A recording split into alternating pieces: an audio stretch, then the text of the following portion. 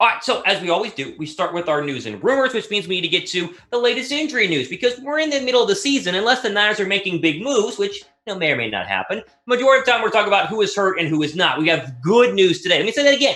All right, past couple of weeks, bad injury news. Today, how about some good injury news? We'll start with the quarterback, Jimmy Garoppolo. Is he coming back? Well, maybe. So here's the deal. He injured his ankle against the Jets, high ankle sprain. Those are a pain in the butt. It can take a long time to recover from those. However, he finally was back on the practice field yesterday and was in pads and throwing the football and running some plays with the offense. Now, he was limited, though, so he didn't do everything, did not participate in any 11-on-11s, but still, he was out there, and that's a very good sign for his chances to go ahead and play on Sunday. No, not a guarantee. I mean, say it again. You have a fantasy league. You're in Thomas. Is he starting? We don't know yet. But so far, so good on the availability for Jimmy Garoppolo. I think there's a very good chance he's going to go ahead and suit it up against the Miami Dolphins. Here is what Kyle Shanahan had to say, what Niners Nation had to say about the Kyle Shanahan interview just a couple of days ago. Quote, Shanahan said Jimmy would be limited, which he was, and he's more optimistic today than he was on Monday. That's a good sign.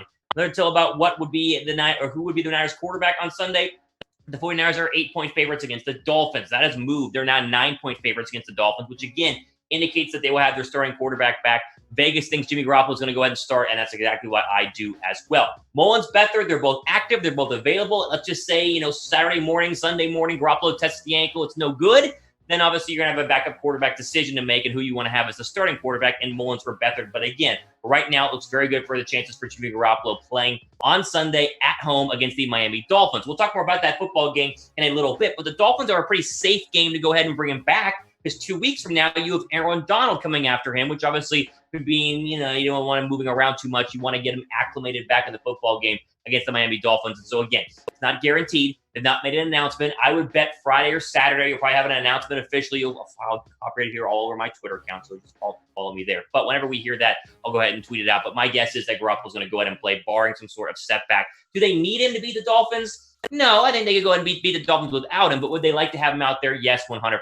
Because as we'll talk about here in just a little bit, 2-2, you got to start winning some football games because there's a team called the Seattle Seahawks, who I keep saying are the best team in football right now, and you're chasing them in the division 2 games back of that right now. But again, Garoppolo, the news is he practiced yesterday. We can confirm he practiced again today. He's in the pads. Even though he was limited, he's out there. I think a lot of people are expecting him to go ahead and transition and probably start on Sunday for the San Francisco 49ers, who right now, again, are nowhere out of, a playoff contention. It's very, very early, but they want their quarterback in there, and it showed with the turnovers that Mullins had last week. Before we keep going, if there is updates, when there are updates, we'll have them covered here on the 49ers Report. A ton of great videos, great coverage, and also the live videos like we are right now. So go ahead and subscribe. Hit that big red subscribe button. We're approaching 30,000 subs, which is crazy here on the 49ers Report. Over 6 million views on the channel. I appreciate each and every one of you. But if you're brand new, welcome. Hit the red subscribe button. We do a lot of great content here on the channel. Okay, start with the good news. Here's the bad news. Sherman is out for week 5.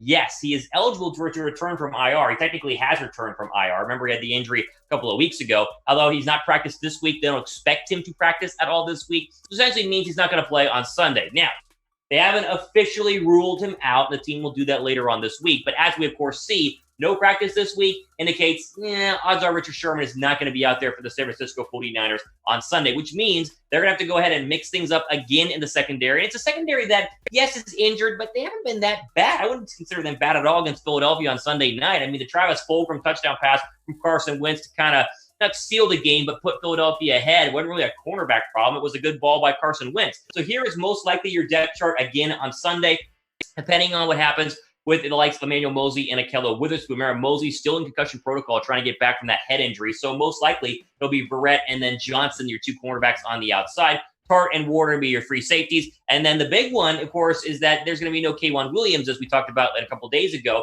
So we'll go with Taylor in the nickel. So it's still a banged-up secondary, but Miami, and again, we'll talk about this in a little bit, not exactly a juggernaut throwing the football, so I don't have massive concerns. When it comes to Sherman, especially with his age, take your time getting him back. The kind of injury he's dealing with here is something that you don't want to rush back and then re-aggravate. You need Richard Sherman later on in the year because you're going to be needing to cover Tyler Lockett and DK Metcalf and Robert Woods. You'll see that in 2 weeks. I would bet that Sherman's going to be ready to go for the Week 6 Sunday nighter against the LA Rams, but that's not guaranteed either. But we do know with 0 practices this week for Sherman, odds are he's not going to go ahead and be suited out there on Sunday. So probably Garoppolo, yes, but probably not Richard Sherman. And so kind of a plus and a minus, a good and a bad so far here on the 49ers Report. Now, you guys think the Niners are going to beat the Dolphins? Like, let's be honest here. Yes, of course you do. We thought they were going to beat the Eagles last week. They didn't, but I digress. They're not going to lose 2 games in a row, and so I think they have a very good chance. So type Y down below for yes, and type N down below for no, because they are the Dolphins, and Tua's not going to play, and so, the odds of Ryan Fitzmagic pulling one out of the hat on the road to me are very, very slim. So I just want to see a lot of Y's down below in the chat. I'm watching here on my cell phone in the chat populating, and of course, a lot of people are agreeing with me because you're crazy if you don't. Look at the line right now. Niners went from being 8-point favorites to 8.5-point favorites yesterday, now 9-point favorites against the Miami Dolphins. They were 7-point favorites at the start of the Eagle game last week. Now they lost, but still, 9-point favorites means Vegas is very, very high on the 49ers, as we all should be. Over-under has gone up as well. It's sitting at 49.5.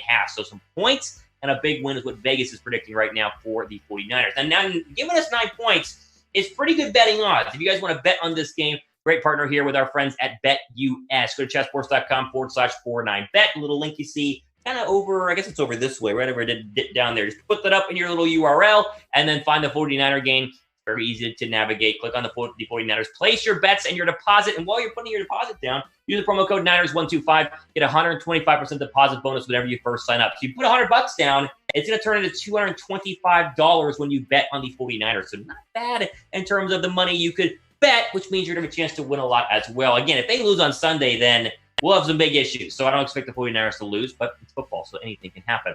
Here is something I mentioned just a couple of seconds ago. No Tua Tagovailoa. He will not be starting on Sunday. He will be backing up Ryan Fitzpatrick. But a lot of people down in Miami were talking about this could be the week that you see Fitzmagic benched. He's 1-3. And then Tua inserted for his first start of his entire campaign as a Miami Dolphin. That does not seem to be the case. Ryan Fitzpatrick will be starting on Sunday. As head coach Brian Flores has mentioned that they are not looking to go ahead and put in Tua, as Fitzpatrick gives them the best chance to win right now. Now, Fitzpatrick, again, 1-3 so far on the year. They got beat by the Seattle Seahawks last week. I kind of thought it could be Tua time, but it looks like, again, Fitzpatrick. Here's Brian Flores, the head coach of the Dolphins, just yesterday, quote, as far as Tagovailoa being a starter, we just don't feel like he's ready there just yet. Right now, we feel like Fitz gives us the best chance to win. Now, has Ryan Fitzpatrick been bad? It's not like, he'd have been watching a lot of Dolphins games, so I went back and looked at the film.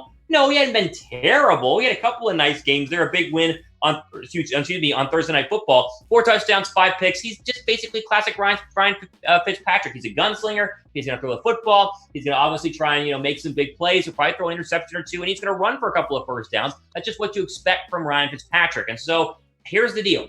The only way you're going to see Tua on Sunday is if Fitzpatrick is so bad that they bench him, but I don't think that they would do that with a young quarterback. If you want to start Tua Tagovailoa in his first game, you want to give him a full week of prep with the ones instead of being a backup. So I would expect to see Ryan Fitzpatrick out there. Who would you rather face? Kind of a tough decision, right? Fitzpatrick is a veteran, but still not that great. Or Tua could get a little spark in there, but he's also a rookie. I'd rather face Fitz. I think, I've seen Fitz play in person back when he was a Houston Texan.